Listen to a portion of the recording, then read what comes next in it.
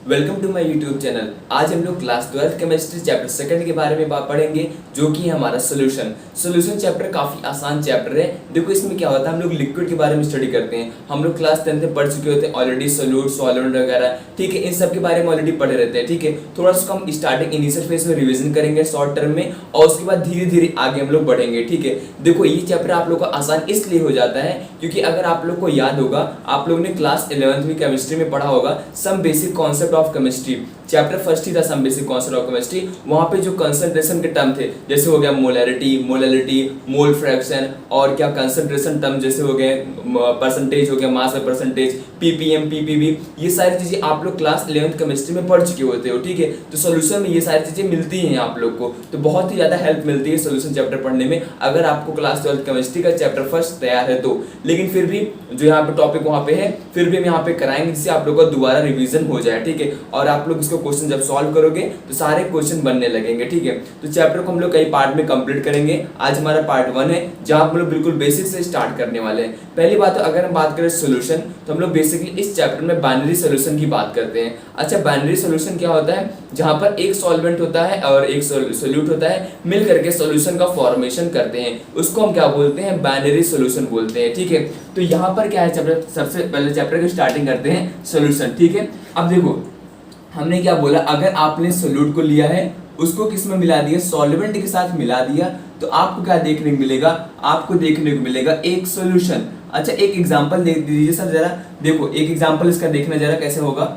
जैसे मान लो हमने यहाँ पर लिया, एक ग्लास ले लिया, ठीक है, इस तरीके से, और इसमें हमने क्या कर दिया? वाटर को फिल कर दिया। यहाँ तक मान लेते हैं वाटर को हमने फिल कर दिया, ठीक है।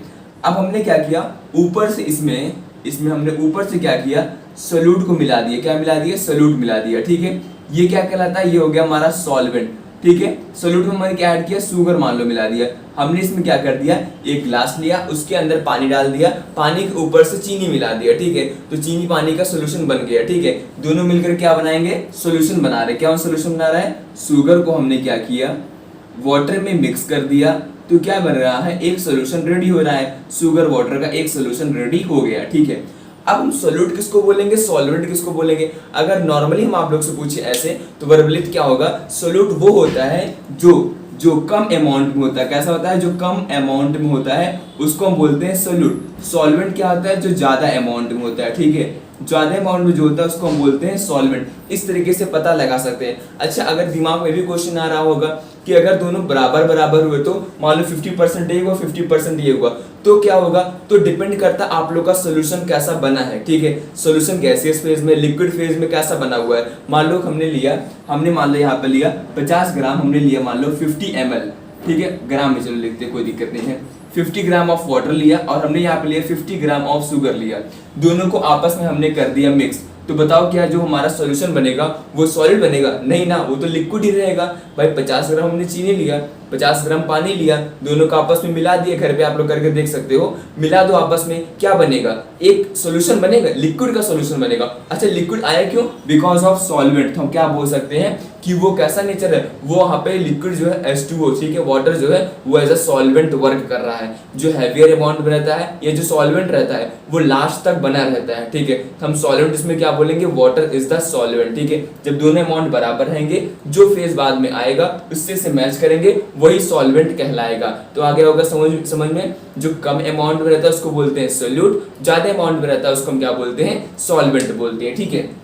अब देखो, सोल्यूट और सॉल्वेंट गैस भी हो सकते हैं, लिक्विड भी हो सकते हैं, और सॉलिड भी हो सकते हैं। 3 फेज आप लोगों को पता होगा ना, कौन कौन सा होता है? सॉलिड होता है, और कौन कौन सा होता है? एक होता है लिक्विड, और थर्ड हमारा होता है गैस। एक होता है सॉलिड, दूसरा होता है लिक्विड, और होता है गैस। इन तीनों में से कोई भी सोल्यूट हो सकता है, कोई भी सॉल्वेंट हो सकता है, ठीक है। इन सबको मिला करके टोटल नंबर ऑफ 8 सोल्यूशन बनते हैं और एक मिक्सचर बनता है। ध्यान सुनिए जो हमने बोला, हमने क्या बोला? 8 सोल्यूशन और एक मिक्सचर बनता है, ठीक है। देखना कैसे।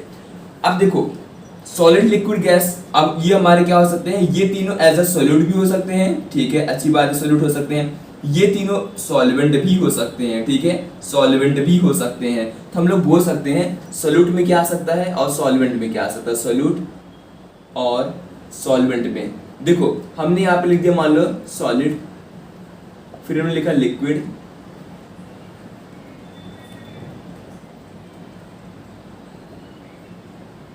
लिक्विड, एंड देन फिर हमने यहाँ पे लिखा गैस, फिर हमने लिख दिया सॉलिड, फिर हमने लिख दिया लिक्विड, एंड देन फिर हमने लिख दिया गैस। फिर हमने यही काम किया, सॉलिड, लिक्विड, गैस। अब देखना यहां पे लिख देते हैं सॉल्वेंट में solid, solid, solid, then liquid, liquid, liquid, then gas, gas और गैस। ठीक है, आप लोग यहां से देख सकते हो जब 3 सॉल्यूट हो सकता है 3 सॉल्वेंट, तो आप लोग बोलोगे 3 3 9, मतलब total number of 9 solution ready होना चाहिए। और वहां पे आप लोग को दिख भी रहा है, आप लोगों को 9 सॉल्यूशन रेडी है, लेकिन नहीं होता 8 सॉल्यूशन, एक इसमें मिक्सचर कहलाता है। ये जो गैस गैस आपस में कंबाइन करते हैं ना, इसको हम बोलते हैं मिक्सचर। ये सॉल्यूशन है, ये क्या है, मिक्सचर कहलाएगा। ठीक है, और बाकी ये सब क्या है, ये आपस में 3 8 कहलाते हैं, सॉल्यूशन कहलाते हैं। समझ में आ गया? ठीक है, ये क्या है, ये सॉल्यूशन है और ये एक मिक्सचर रेडी हो गया। कैसे बना? सॉल्यूट सॉलिड हो सकता है, लिक्विड हो सकता है, गैस हो सकता है, सॉल्वेंट भी सॉलिड हो सकता है, लिक्विड हो सकता है, गैस हो गया। इस तरीके से टोटल नंबर ऑफ 9 कॉम्बिनेशन बन रहे हैं। तो हम लोग बोलेंगे इसमें से 8 सॉल्यूशन है और एक मिक्सचर जो कि गैस गैस जब आपस में कंबाइन करेंगे उसको हम क्या नाम देते हैं, उसको हम बोलते हैं मिक्सचर। तो ये हो गया हमारा स्टार्टिंग, जहां हमने सॉल्यूट और सॉल्वेंट की स्टडी किया और मिक्सचर देख लिया कैसे कैसे आपस में बनते हैं। ठीक है, चलो थोड़ा सा अब इसको हम आगे बढ़ाते हैं। हमने सॉल्यूशन के बारे में पढ़ लिया।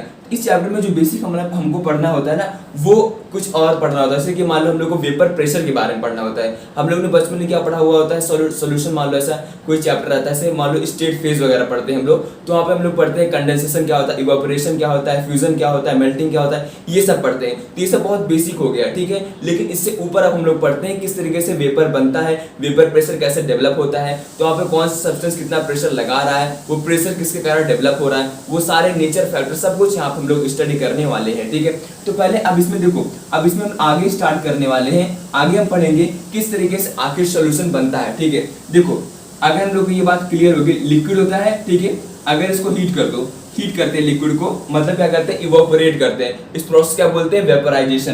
तो ये क्या फॉर्म करता है, गैस का फॉर्मेशन करता है। ये गैस का फॉर्मेशन कब करेगा, जब यहाँ पे हम लोग क्या करें, इवोपोरेशन करें या फिर क्या है, वेपराइजेशन। अब जब गैस है, गैस को अगर हम लोग कंडेंस करेंगे, जिसको हम बोलते हैं कंडेंसेशन, तो लिक्विड का फॉर्मेशन होगा। ठीक है, अच्छा हमने ये क्यों बता दिया, ये इसलिए बता दिया क्योंकि अब आप लोग को पढ़ना है वेपर प्रेशर के बारे में। उसके बारे में पढ़ने से पहले थोड़ा सा हम लोग समझते हैं कि वेपर प्रेशर आखिर होता क्या है। ठीक है,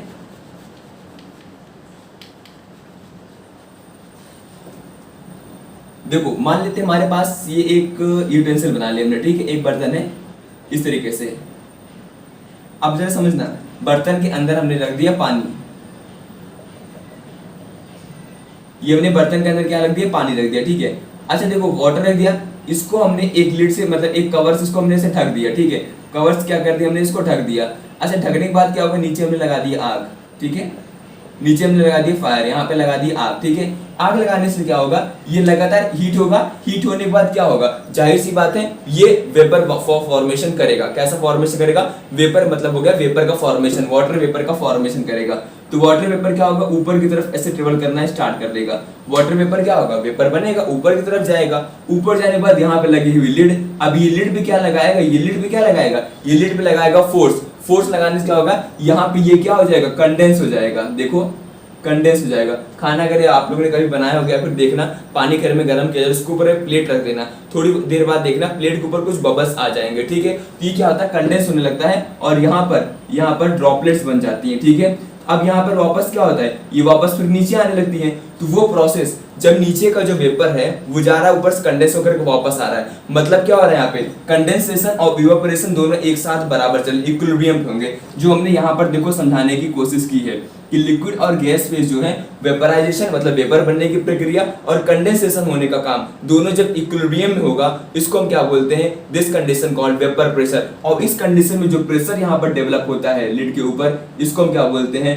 वेपर प्रेशर बोलते हैं। आई थिंक आप लोगों को समझ में आ गया, फिर समझ समझते हैं क्या हमने कहा कि जब आप लोग कोई भी यूटेंसिल या बर्तन रखोगे, इसमें पानी रखकर गैस पे, तो वहां से क्या होगा, वेपर का फॉर्मेशन होगा। वो वेपर जाएगा लिड से ऊपर वाले लिड से टकराएगा और वो कंडेंस होना स्टार्ट कर देगा। जब नीचे से वाटर जो है वेपर में कन्वर्ट हो रहा है उसको बोलते हैं वेपराइजेशन, और जब कंडेंस हो रहा है मतलब जब वेपर जो लिक्विड में कन्वर्ट हो रहा है उसको बोलते हैं कंडेंसेशन। तो जब वेपराइजेशन और कंडेंसेशन इक्विलिब्रियम पे होते हैं इसी को हम बोलते हैं वेपर प्रेशर वहां पर डेवलप होना स्टार्ट कर दिया, और वो जो प्रेशर यहाँ पे लगता है इसी को हम बोलते हैं वेपर प्रेशर बोलते हैं। ठीक है, वेपर प्रेशर होता क्या है, कंडेंसेशन और इवेपोरेशन इक्विलिब्रियम कंडीशन पर होते हैं।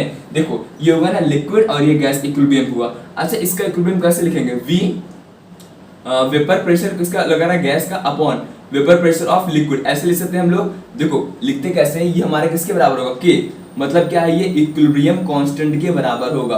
पता है ना आप लोग को इक्विलिब्रियम कांस्टेंट क्या होता है, पढ़ोगे प्रोडक्ट अपॉन रिएक्टेंट करते हैं। प्रोडक्ट क्या है, गैस अपॉन लिक्विड रिएक्टेंट, तो प्रोडक्ट हो गया गैस और नीचे हो गया लिक्विड, किसके बराबर होगा, इक्विलिब्रियम कांस्टेंट। और इक्विलिब्रियम कांस्टेंट किस पर डिपेंड करता है, सिर्फ और सिर्फ किस पर डिपेंड करता है, याद रखना ये बात, सिर्फ और सिर्फ, ओनली डिपेंड्स ऑन, लिख दे रहे हैं, ओनली डिपेंड्स ऑन, किस पर डिपेंड करता है, जल्दी बोलो, ये टेम्परेचर पे और नेचर पर डिपेंड करता है, टेम्परेचर एंड नेचर पे डिपेंड करता है। ठीक है, यही दो फैक्टर होते हैं जो इसको अफेक्ट करते हैं, बाकी कोई भी फैक्टर हो वो इसको अफेक्ट नहीं करता है। अभी हम समझाने वाले ऐसे कौन कौन से फैक्टर होते हैं जो इसको इफेक्ट नहीं कर सकते। बस क्या याद रखना है, इस जो वेपर प्रेशर को कौन इफेक्ट करता है, सिर्फ और सिर्फ टेम्परेचर पर ही बदलेगा और नेचर पर ही बदलेगा। ठीक है, इसके बारे में हम लोग अभी आगे और डिस्कस करने वाले हैं। ठीक है, इसी के बाद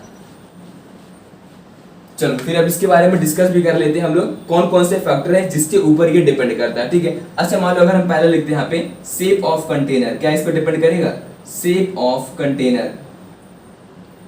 देखो आपने एक ग्लास में लिया हो चाहे बड़े से टब में वाटर लिया हो, ठीक है, जो वेपर प्रेशर वो लिक्विड डेवलप कर रहा है ग्लास का और जो टब का होगा दोनों का सेम होगा, वो बदलने वाला नहीं है। मतलब अगर आप लोग कंटेनर का शेप बदलते हो या वाटर का अमाउंट बदलते हो उस पर कोई फर्क नहीं पड़ने वाला है, क्योंकि वेपर प्रेशर का हमने निकाला इक्विलिब्रियम कांस्टेंट आता है। इक्विलिब्रियम कांस्टेंट क्यों, जब सिर्फ और सिर्फ टेम्परेचर पर ही डिपेंड करता है, तो वहां पर शेप ऑफ द कंटेनर से कोई भी मतलब नहीं रहेगा। चलो अब हम लोग यहाँ पे दूसरा बात करते हैं, सरफेस एरिया की बात कर लेते हैं। चलो सरफेस एरिया पर भी कोई फर्क नहीं पड़ता। एक छोटे से ग्लास में लिया आपने, एक बड़े से बर्तन में लिया, दोनों में जो वेपर प्रेशर जो डेवलप होगा वो दोनों में इक्वल होगा, कोई भी चेंज आने वाला नहीं है। ठीक है, फिर से वही रीजन, क्योंकि के जो होता है इक्विलिब्रियम कांस्टेंट जो होता है वो सिर्फ और सिर्फ टेम्परेचर पर ही डिपेंड करता है।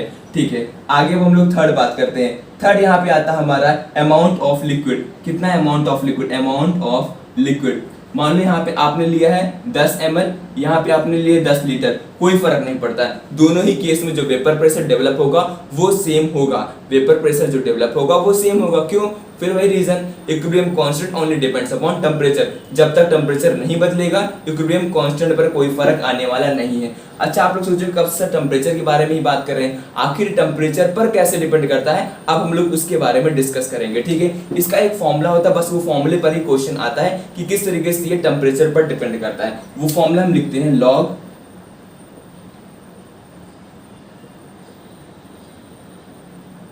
इवेपोरेशन वाला है, ठीक है, अपॉन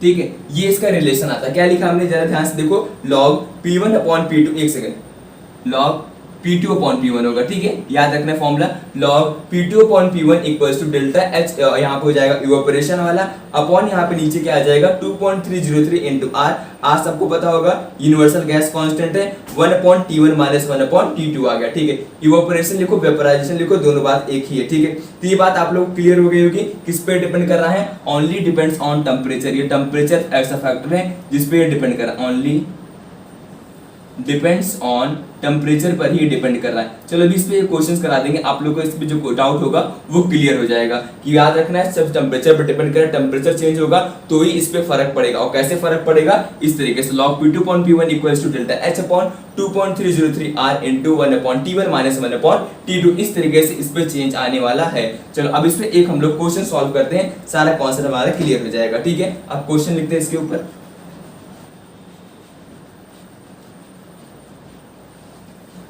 एक सेकंड, क्वेश्चन लिखते इसके। चलो आप लोग बताएंगे इसका आंसर क्या आएगा।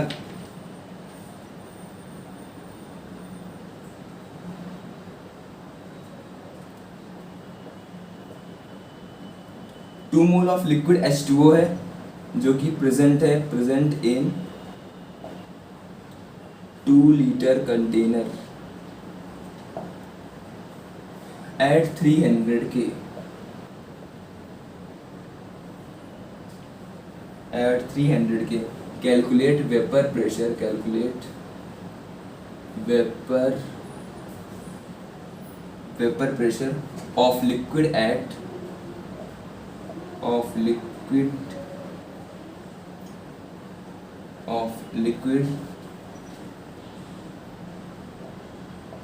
liquid when we change the container and put in 10 liter of H2O। ठीक है, ये हमारे पास क्वेश्चन है।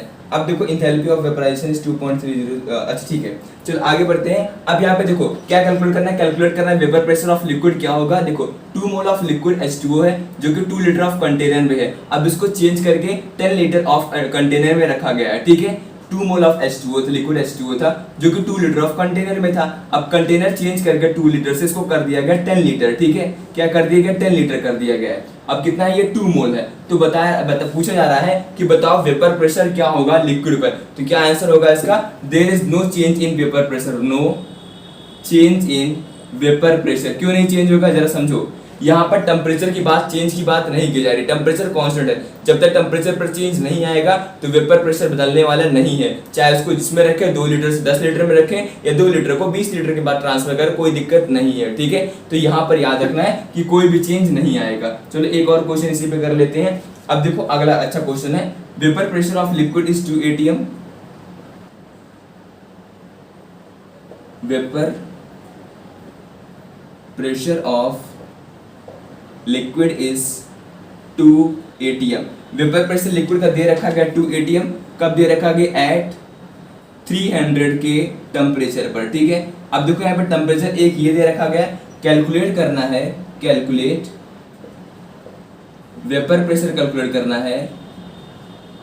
ठीक है, वेपर प्रेशर ऑफ लिक्विड का कैलकुलेट करना है, ऑफ लिक्विड कब, एट 400 K पे। अब देखो यहाँ पे टेम्परेचर बदल रहा है, इसका मतलब आप लोगों को दिमाग में तुरंत फॉर्मूला आना चाहिए, log P2/P1 equals to delta H upon 2.303 R1/T1 minus 1/T2। ऐसे यह फॉर्मूला याद होना चाहिए। ठीक है, इतना हो गया टेम्परेचर।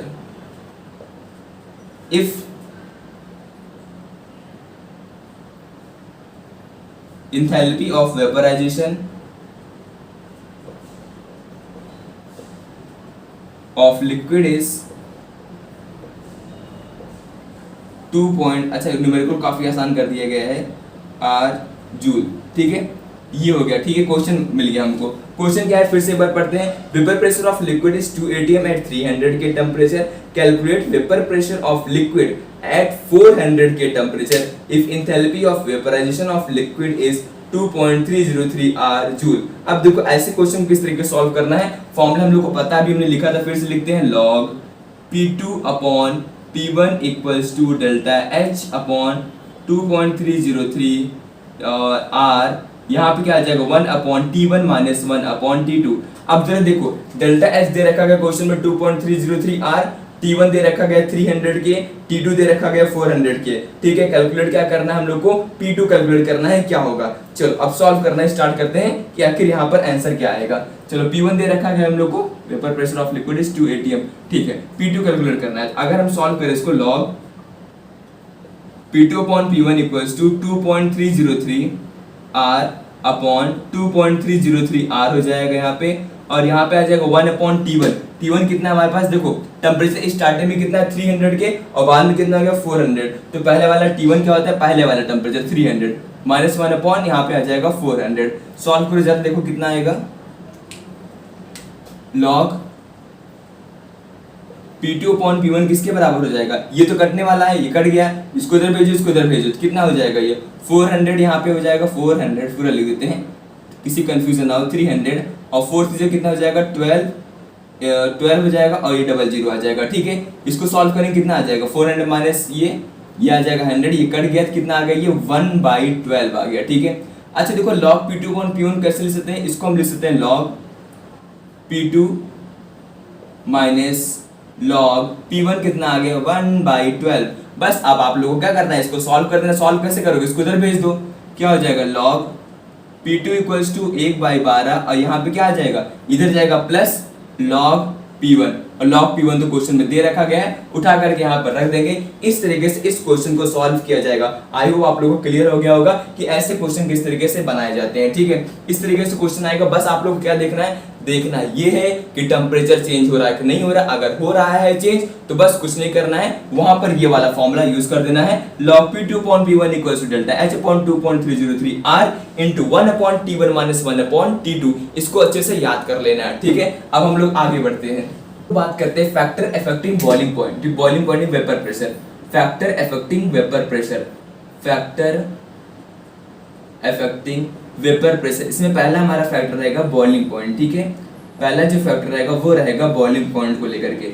मतलब ऐसे कौन कौन से फैक्टर हैं जो वेपर प्रेशर को अफेक्ट करते हैं। ठीक है, इसमें हम लोग क्या क्या बेसिकली पढ़ने वाले हैं, बॉइलिंग पॉइंट पढ़ने वाले हैं, इंटरमोलिकुलर फोर्स है जिसको बोलते हैं अट्रैक्टिव फोर्स, मोलिकुलर वेट के साथ कैसे रिलेशन रहता है, बॉन्डिंग वगैरह देखने वाले हैं। ठीक है, अब देखो बॉइलिंग पॉइंट की बात करें, इससे हम लोग थोड़ा सा समझते हैं पहले होता क्या है। ठीक है, देखो जैसे हमने बोला वाटर का बॉइलिंग पॉइंट कितना होता है 100 डिग्री सेल्सियस। इसका मतलब क्या हुआ, जब वाटर को 100 डिग्री सेल्सियस से बॉईल करना स्टार्ट करेंगे, ये वाटर का टेम्परेचर 100 डिग्री सेल्सियस हो जाएगा तो वे वेपर का फॉर्मेशन करेगा। और ये बात दिमाग में बैठाए रखो, जो जल्दी वेपर का फॉर्मेशन करेगा वो जल्दी वेपर प्रेशर और ज्यादा वेपर प्रेशर डेवलप करेगा। जाहिर सी बात वेपर बनाएगा तभी जाकर के वेपर प्रेशर भी डेवलप करेगा।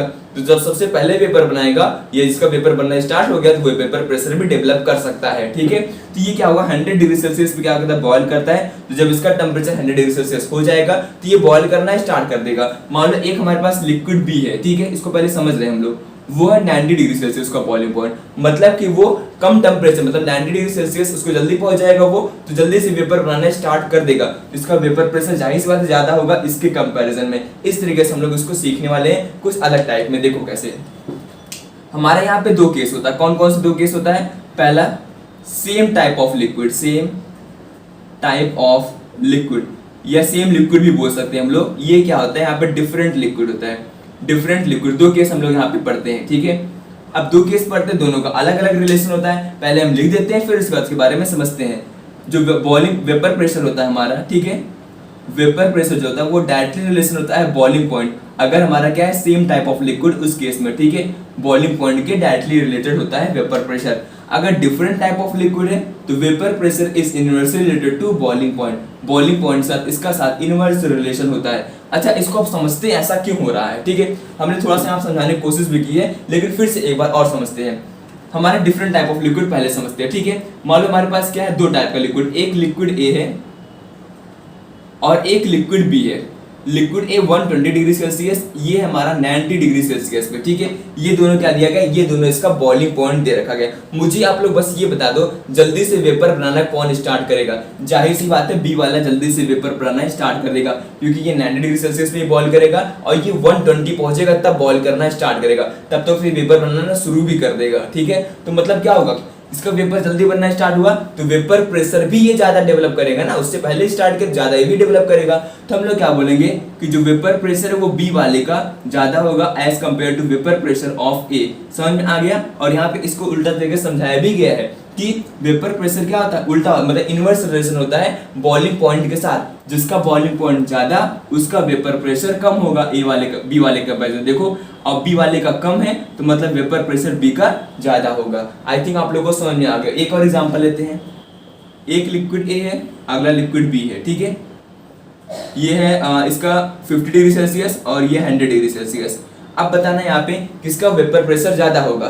जाहिर सी बात है 50 वाले का ज्यादा होगा। क्यों? क्योंकि 50 डिग्री सेल्सियस है, जल्दी से वेपर बनना स्टार्ट करेगा, इसका वेपर प्रेशर ज्यादा होगा as compare to 100 degree Celsius. ठीक है, तो हम क्या बोलेंगे, वेपर प्रेशर जो होगा ए वाले का ज्यादा होगा as compare to vapour pressure of B. इस तरीके से इसको हम लोग रिलेट कर सकते हैं। आई थिंक आप लोगों को समझ आ गया। ये काफी आसान चीज है, देखो कितना आसानी से हमने बता दिया। बस या तो आप लोग ये याद रखो या तो कॉन्सेप्ट याद रखो कि जिसका वेपर प्रेशर कम होगा, वेपर बॉइलिंग पॉइंट कम होगा, उसका वेपर प्रेशर ज्यादा होगा। लेकिन इसका उल्टा यहाँ पर होता है, जो वेपर प्रेशर होता है वो डायरेक्टली रिलेटेड होता है बॉइलिंग पॉइंट।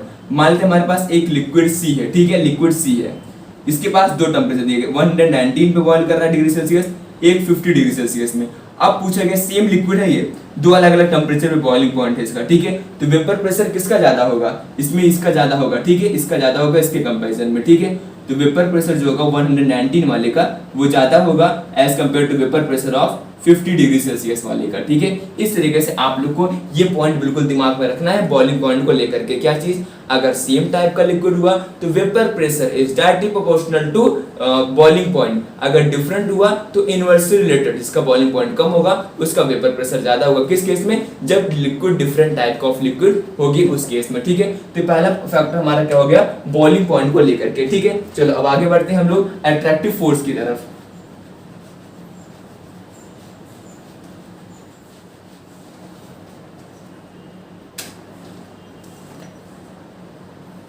इंटरमोलिकुलर फोर्स लिख सकते हैं इसको हम लोग, इंटरमोलिकुलर फोर्स,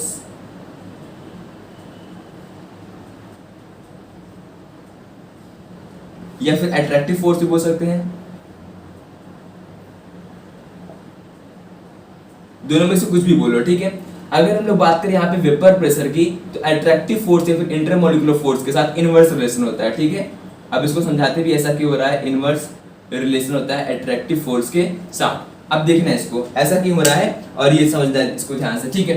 अट्रैक्टिव फोर्स साथ इनवर्स रिलेशन हो रहा है। देखो अट्रैक्टिव फोर्स क्या है, ये इंटरमोलिकुलर फोर्स क्या होता है, मॉलिक्यूल्स के बीच में लगने वाला फोर्स। अच्छा देखो वेपर का फॉर्मेशन कब होगा, जब बॉन्ड टूटेगा, बॉन्ड जब टूटेगा मॉलिक्यूल्स वेपर फॉर्म करके ऊपर जाएंगे, ठीक है। देखो लिक्विड रहता है, मॉलिक्यूल्स पास पास रहते हैं, गैस में मॉलिक्यूल्स दूर दूर होते हैं। कब दूर दूर होते हैं, जब उसको टेम्परेचर मिलेगा तो लिक्विड से वो वेपर में आएगा, तो मॉलिक्यूल्स दूर दूर होते हैं। दूर होने के लिए क्या होता है, इनके बॉन्ड को तोड़ना पड़ता है, बॉन्ड को तोड़ते हैं वो, तब जाकर के वेपर का फॉर्मेशन करते हैं। जब इनके बीच का जो अट्रैक्टिव बॉन्ड होता है ना, इंटरमोलिकुलर फोर्स होता है इनके बीच के, या फिर अट्रैक्टिव फोर्स होता है इनके बीच में, ये जब वीक होगा तो वो जल्दी से वेपर बनाएंगे, ठीक है। इसलिए इसको बोला गया इनवर्सली रिलेटेड है। जरा यहाँ पे एग्जांपल समझना, जैसे मान लो ये हमारा एक मॉलिक्यूल है, ठीक है, ये मॉलिक्यूल है। अब क्या हुआ, मान लेते हैं इसके बीच में जो ये अट्रैक्टिव फोर्स है वो बहुत ही वीक है, क्या है, बहुत ज्यादा वीक है। हमने क्या किया, टेम्परेचर को स्टार्ट किया देना, तो ये क्या हुआ, ये तुरंत यहाँ से क्या हुआ, अलग हो गया और वेपर बनना स्टार्ट करके उड़ गया, ठीक है। तो मतलब क्या हुआ, इसने वेपर प्रेशर ज्यादा डेवलप किया, क्योंकि ये कम टेम्परेचर पर क्या हुआ, वेपर का फॉर्मेशन कर दिया। क्यों, क्योंकि इसके बीच का जो बॉन्ड था वो वीक था। मतलब इंटरमोलिकुलर फोर्स से अट्रैक्टिव फोर्स जब कम रहेगा तो वेपर प्रेशर जल्दी बनेगा, वेपर जल्दी बनेगा तो वेपर प्रेशर भी ज्यादा डेवलप होगा। देखो वीक बॉन्ड जो था, वीक था इसके बीच का, तो हमने हल्का सा टेम्परेचर दिया, ये क्या हुआ, अलग हुआ और ये वेपर का फॉर्मेशन स्टार्ट कर दिया। तो कम टेम्परेचर पर मतलब अट्रैक्टिव फोर्स जब इसके बीच में वीक रहेगा तो उस केस में क्या होगा, वेपर प्रेशर ज्यादा डेवलप होगा, ठीक है, वेपर प्रेशर ज्यादा होगा। अब देखो इंटरमोलिकुलर फोर्स को हमने बढ़ा दिया, इसके बीच का जो फोर्स है वो बहुत बढ़ा दिया, देर है टेम्परेचर नहीं अलग हो रहा, नहीं अलग हो रहा, नहीं अलग हो रहा है, फिर भी नहीं अलग हो रहा है। काफी देर तक टेम्परेचर देने के बाद क्या हुआ, ये तब जाकर के अलग हुआ, उसके बाद वेपर बन रहा है, ठीक है। मतलब काफी टाइम बाद वेपर का फॉर्मेशन स्टार्ट हुआ। इसलिए हम बोल सकते हैं कि जो वेपर प्रेशर है वो अट्रैक्टिव फोर्स के साथ इनवर्सली रिलेटेड होता है। अब ये फोर्स तो अलग अलग टाइप के होते हैं, आप लोगों ने पढ़ा होगा हाइड्रोजन बॉन्डिंग होती है, पोलर पोलर फोर्स होते हैं, पोलर नॉन पोलर फोर्स होते हैं, नॉन पोलर बॉन्डिंग या फोर्स होते हैं। उसका एक रिलेशन होता है, वो हम लोग सीखेंगे और फिर उस पर क्वेश्चन सॉल्व करने वाले हैं, ठीक है। अब उस रिलेशन की बात करें तो पहला हमारा क्या होता है, हाइड्रोजन बॉन्डिंग सबसे स्ट्रॉन्गेस्ट होता है, ठीक है। मतलब अगर हाइड्रोजन बॉन्डिंग है तो वेपर प्रेशर क्या होगा, कम बनेगा, बहुत कम बनेगा। क्यों कम बनेगा, हाइड्रोजन बॉन्डिंग स्ट्रॉन्गेस्ट फोर्स है तो सबसे पहले रहेगा, ठीक है। देन कौन कौन सा आएगा, देन हमारा पोलर पोलर इंटरेक्शन आएगा, पोलर पोलर इंटरेक्शन। देन आएगा हमारा polar non polar interaction, polar non polar interaction. और देन लास्ट में आएगा हमारा नॉन पोलर नॉन पोलर आएगा, ठीक है। चलो कई बच्चों के यहाँ पे पोलर और नॉन पोलर में भी दिक्कत हो सकती है, ठीक है, ऐसा नहीं है। हाइड्रोजन बॉन्डिंग में भी दिक्कत हो सकती है, क्लियर कर लेते हैं, थोड़ा सा बस 5 मिनट का ही समय लगेगा, ठीक है।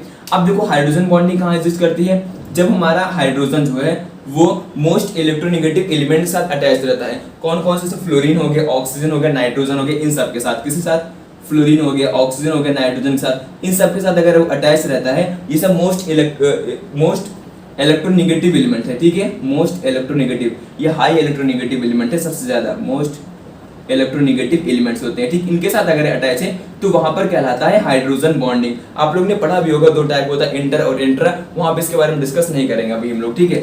अब निश्चित एक आता है पोलर और एक होता है नॉन पोलर, ठीक है। ये तो खैर इंटरेक्शन दिया गया है, तो पोलर और नॉन पोलर को समझ लेते हैं क्या होता है। पोलर वो होता है जहां पर डायपोल मोमेंट 0 के बराबर नहीं होता है, मतलब यहां पर क्या होगा, इलेक्ट्रोनेगेटिव डिफरेंस एग्जिस्ट करता है। क्या होता है, इलेक्ट्रोनेगेटिव डिफरेंस होता है एटम्स के बीच में। नॉन पोलर क्या होता है,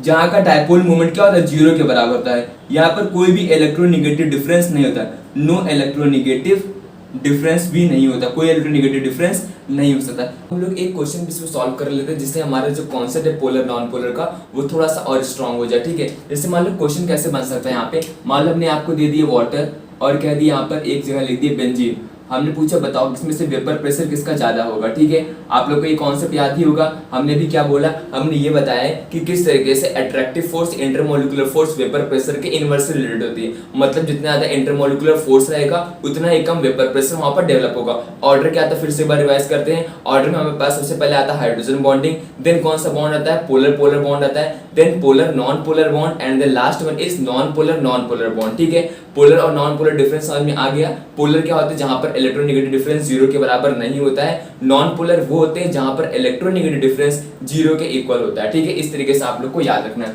अब देखो वाटर और बेंजीन की बात करें तो वाटर क्या होता है H2O, बेंजीन क्या होता है C6H6, ठीक है। इसके पास क्या है, ये हमारा नॉन पोलर होता है। कैसा होता है, नॉन पोलर होता है, ठीक है। अब ये कैसा है, ये पोलर है क्योंकि यहाँ पर इलेक्ट्रोनेगेटिव डिफरेंस है और यहाँ पर नहीं, ये नॉन पोलर है, ठीक है। अब हमने क्या बताया था कि जो वेपर प्रेशर होता है वो अट्रैक्टिव फोर्स के या फिर इंटरमोलिकुलर फोर्स होता है उससे इनवर्सली रिलेटेड होता है। इसका ऑर्डर में मैंने बताया था। तो नॉन पोलर जो है एक वीक फोर्स है, यहाँ पर वेपर प्रेशर क्या होगा, यहाँ पर अगर हम बात करें नॉन पोलर तो वीक बॉन्ड बनाएगा। वीक बॉन्ड बनाएगा तो कम हीट में भी वेपर का फॉर्मेशन स्टार्ट कर देगा, जल्दी वेपर बनेगा, तो इसका वेपर प्रेशर क्या होगा, बेंजीन का ज्यादा होगा, ठीक है। क्यों ज्यादा होगा, because the bond present in benzene is non-polar bond and the non-polar bond is weaker than polar bond, ठीक है। ये हो गया इसका स्पेसिफिक रीजन। चलो इसमें एक और केस बात कर सोचते हैं। अगर आप लोगों के दिमाग में भी क्वेश्चन आ रहा होगा, मान लो अगर दो नॉन पोलर आगे तो क्या करेंगे, तो देखो ऐसे याद रखना है, जो इंटरमोलिकुलर फोर्स होता है, जो अट्रैक्टिव फोर्स होता है, अट्रैक्टिव फोर्स